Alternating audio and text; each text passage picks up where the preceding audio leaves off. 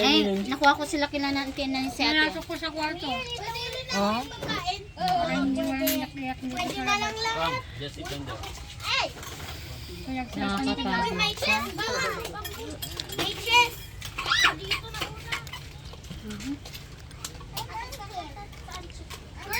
Dapat lang pagkain dito.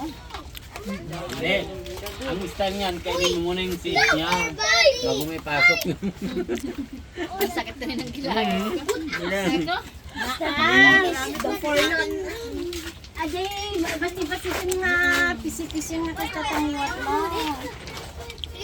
Yung seat niya muna. Lagyan mo daw ng ano kuya. Ano yun? Oyster. Sauce. Nag-ulti mami. Scan mo kasi yung wifi mo ate. Kanin tapos crispida pati agi bawang na. Bawang nagdadakikat na. Ani maating kukwa, mapan nagilgil. May met agi kami. May tagi mo din. At makan mo di kami na Kasi lagi ka sa basketball ko.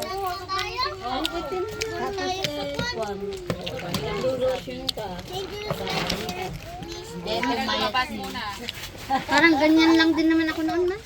Pag naglulunta, Pambakasyon na lang daw niya sa ibang bansa. Nag-aaral daw Pwede mo din naman ma-experience yun kapag after 18 ka na. Kapag nandun ka na, hindi mo alam. Eh, katulad ni Judy ano pagdedebo ka ba? nagdebo din. Sukat lang ni Judy.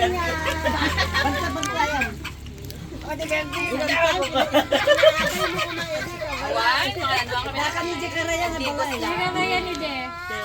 Ngayon normal pa sa apit ko. Pag kami religion lang nga ulo ti baboy. Pag 20 years old ka na eh. Loren tikat